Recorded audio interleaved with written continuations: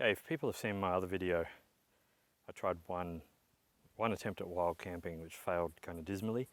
I was using an old Bivvy tent and just rained constantly and leaked. Go check it out.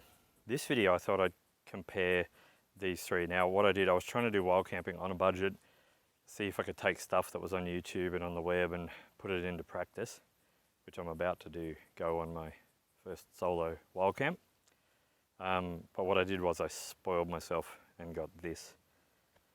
And I just thought I'd do a quick comparison. Now this is sort of very specific to me, so may not be related or relevant to any of you at all.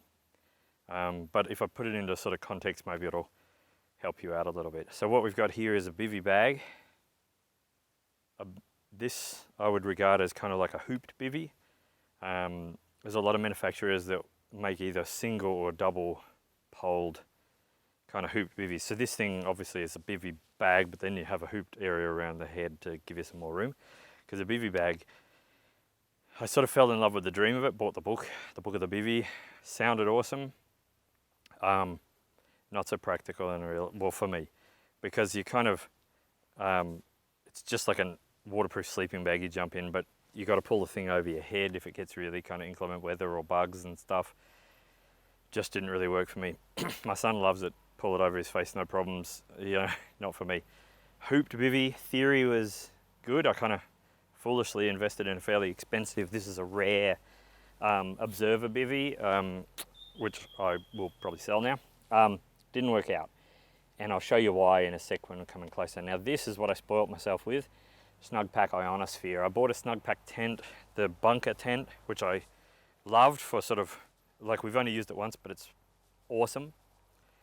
But I'm really impressed with Snugpak's quality of build. These are mil-spec things, so you'd expect them to be really good. The Snugpak, yeah, just value for money, like really good. Like the quality of the zippers and the DAC poles that you get, quite amazing. Now I'll bring you in for a bit of a closer look. Okay, I've got the fly on now. This is super simple setup. Like, took me no time at all. First time setting it up, 3 minutes max.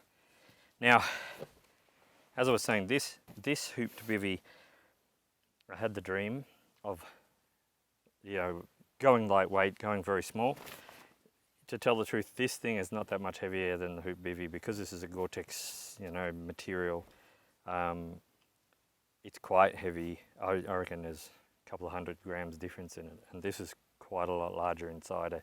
Heaps of reviews on the web. I'll show you in a minute how much room and how much stuff you can actually fit inside. I did a lot of research.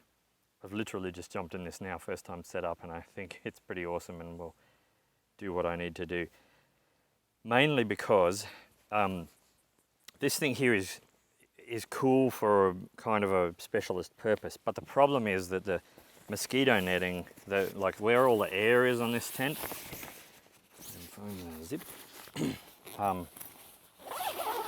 It's at the head end, so when you open it out, you have airflow there, and you can open the back bit here and get some airflow through with the mosquito net, which worked quite well from a heat point of view. But I'm a side sleeper, and so, you know, I'm looking at the side here basically, like the airflow's here, and I kind of felt quite claustrophobic in it.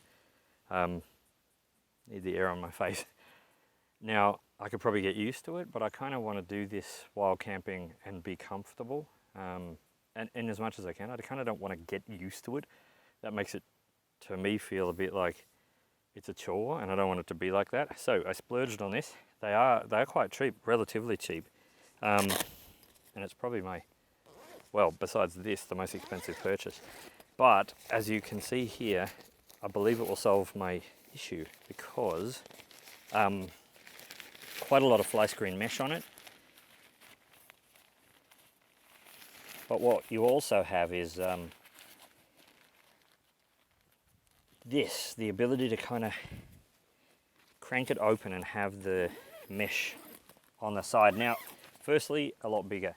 Secondly, side sleeper, I'm facing out this side. And also this, as you'll see when I chuck you inside in a minute, you get quite a bit of ventilation, so there's a lot of mesh on the other side as well, not the tent material.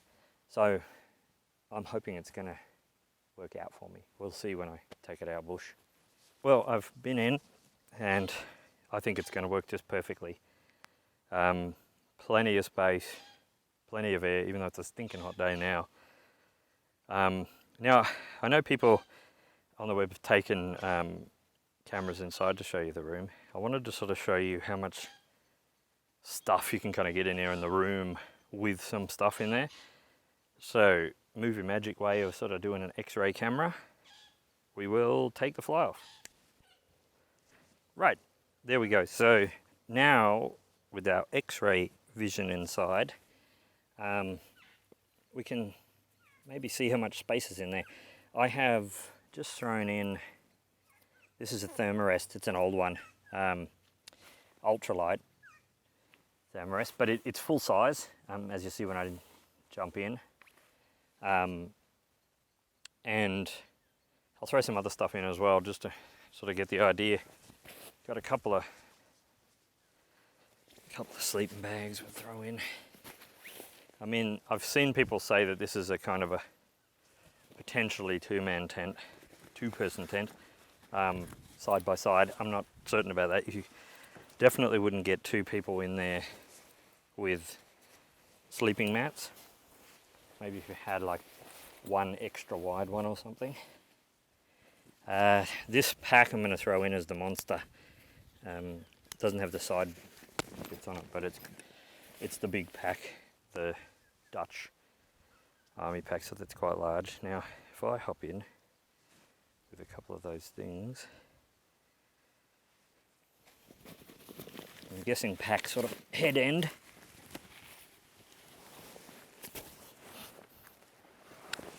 As you can probably see, I can kind of almost sit up in it with a bit of a hunch over. This, I am 5'8", so not huge, but I'll give you context. 5'8", 178 centimetres, I think. We mix up old school, new school in Australia. So if I get down to the end, I can just reach up and get the top of it. These sleeping bags, there's plenty of room down the side. I reckon even wouldn't be that comfortable down the side there, but you can certainly, if I scoot up to the top, I reckon pack down the bottom end.